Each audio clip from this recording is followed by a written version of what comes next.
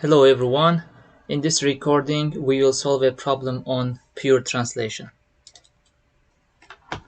So we have a motorcycle and a rider with a total mass of 900 kg. Then the mass center is located at G. The question says that determine the minimum coefficient of static friction between the rear wheel and then the slope in order for the rider. So the first part is that we have to find what is the static friction between the rear wheel and this slope. Then it says that in order for the rider to perform a wheelie, so that the front wheel will go up, so that front wheel will be off the road. In other words, it says that the normal force on the front wheel will be 0. Also, what is the corresponding acceleration?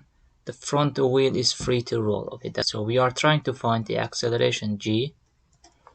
This is the one, and the second one is that static friction. This is very simple similar to this problem here. And then, as you notice that the problems are mostly based on the static friction slipping. Okay, so now let's do the problem here. So first we have a slope, then we have the wheel, rear wheel, and then we have a front wheel, and then so I don't believe I will do something good image here, but this is what it looks like. And then we have also the front of it, and then the person, his body, his arms, his body, and then the front part of the. Okay, anyway, this is not the art class, so this part also attached. So we have the force, that's the, so here normal force is 0. Then we have a normal force here, that is N. I will call it as a rear wheel, that's NR. Then we have a G here, then G, and we have a weight. Okay, then 20 degrees. So what else do we have? We have the acceleration here, A of G, and friction force. This is the most important one. The friction force, it will be on the rear wheel. And the question is that, is the friction force to right or left? Is it to the left or is it to the right? Okay. The answer for this one is that the friction force, it opposes the motion. This is the what it means. And then if you look for the rear wheel, this is the ground, it rotates this way. As it rotates that way, so here also it will rotate this way. Okay, and then motion, this is direction of motion.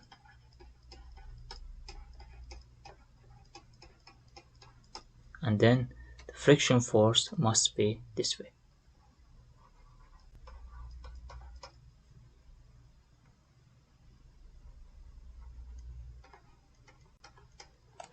Okay, so then I will define my x-axis and then I will define my y-axis. And then we have one more case here, is that you can also imagine the friction force by using Newton's third law. Okay, the wheel applies a force in that direction, the ground applies the opposing force in this direction. That's the reason that friction force is also called the reaction force. Not reaction, but reactive force. Because it reacts to the action, which is the motion. Okay, so with this in mind, let's start to solve the problem. First thing is, f of x will be mag in x direction. Then we will have f of y mag in y direction. Then we will have the moments about point G will be 0. For the first one, we have the friction force, which is in positive x direction. We have the weight. Weight has two components. So how can I show? Let's show it here. This is the weight. It will have one component here. It will have another component here. And then this will be 90 degrees. And then the question says that we have a 20 degrees between the horizontal and the direction of the motion. So with this one, and then the direction of the motion, we have 20 degrees. So horizontal, sorry, with this one and horizontal, we have 20 degrees. And then we will use the trigonometry for this one. So let me erase this one a little bit and then add this small line here. That's the horizontal line, and this line is perpendicular to weight. Okay. And since this is 20 degrees, this one will be 70 degrees. And this is 70, this one is 20. I can erase. Okay, this one was 90 and 70 and then 20. Okay, so this will be Wx and this will be Wy. And Wx is W sine 20 and Wy is W cosine 20. So then you will have the negative W sine 20 will be equal to the magx. Okay, so then we can replace the values here. The weight is 900. So let's first summarize what we have. F of f is unknown, ag of x is unknown. So we have one equation with two unknowns.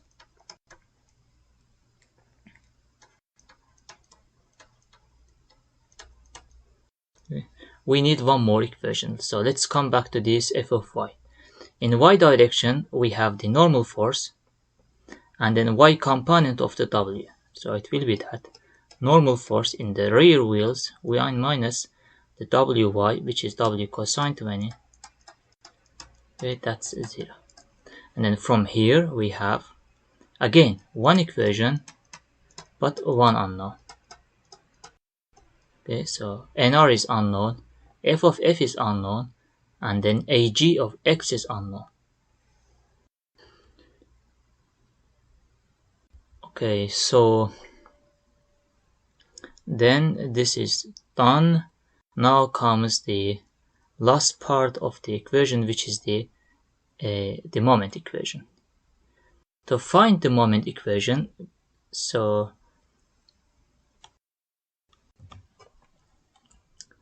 we have the pivot point is G,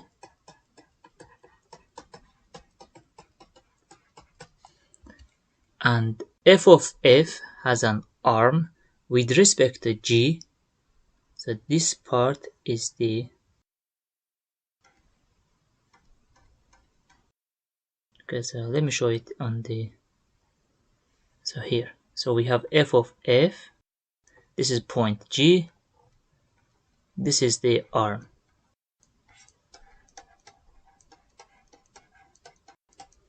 Okay, and then we have the normal force N of R, and this one has the point G, and then this is the arm of it.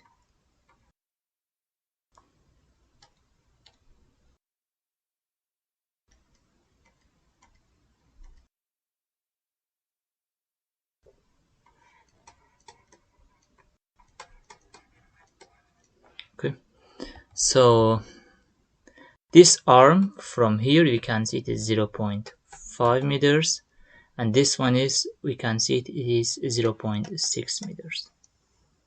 So I will just write it as f of f times the arm of it, which is 0.6, and then this rotates in this way, which is a counterclockwise direction. Therefore, we will take it as positive. And then n of r, that rotates in that direction. And then with an arm of 0.5. So minus, which is clockwise, times 0.5. That will be 0. This is that way. Okay, so before I move on, let me add you one thing. So what if we didn't use this equation, but we used the f of f is mu s n r? Okay, if we use this equation, with this equation we would have three equations, three unknowns. Okay, but this equation, this doesn't guarantee that the m of g is equal to 0. Okay, this doesn't prove that m of g should be equal to 0. But for our problem, we want it to be 0. It's 0, but in our problem,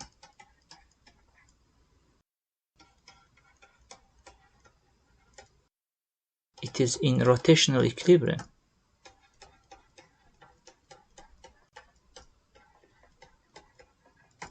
Okay, therefore, we have to use this additional equation instead of this one.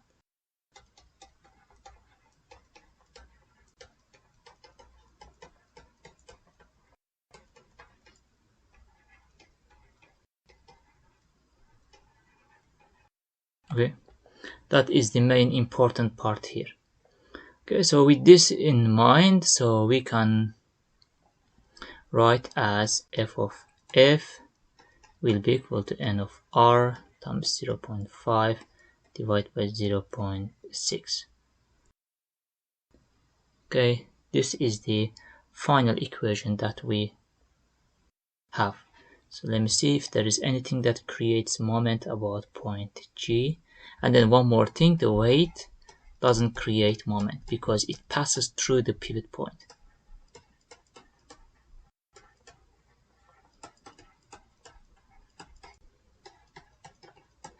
Line of action.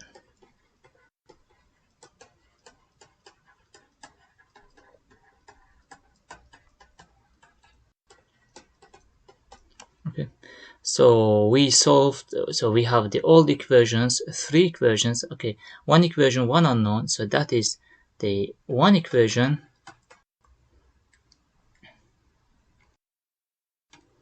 So we have one equation, 0 unknown. That means that, so one new, actually here unknown means new unknown. Okay, this one is new unknown, so you can add the word here, the new, so the new unknown, so this is the new unknown. So in finally we don't have, so we have balance of equations and unknowns, so we can solve the problem one by one. So question says that find the mu of s, so we can easily find mu of s from here. So that will be f of f is mu of s into n r. Okay, that means that we know that f of f is n of r times 0.5 by 0.6. Okay, and then this will be our mu of s. So from here, that will be 0.83. So we solved one part of the problem. Now comes the acceleration part. Now for acceleration, we need to know what is f of f, and that's we need to know n of r. So n of r is w cosine 20 degrees. W is 900 times 9.81, and then cosine 20 degree is So this one is 0.94. That makes 900 times 0.94 times 9.81. That is okay.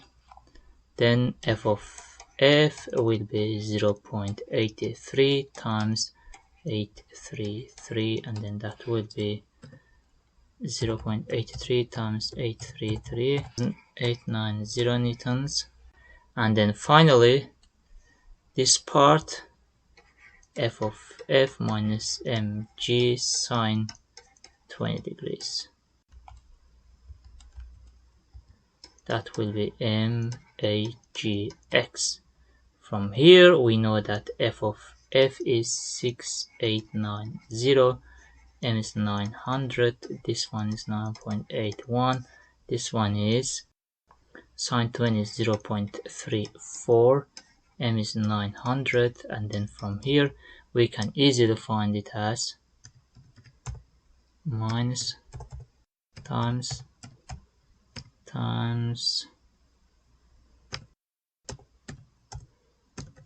okay, so one more time, 900 times 9.81 times 0.34 minus, okay, divide by,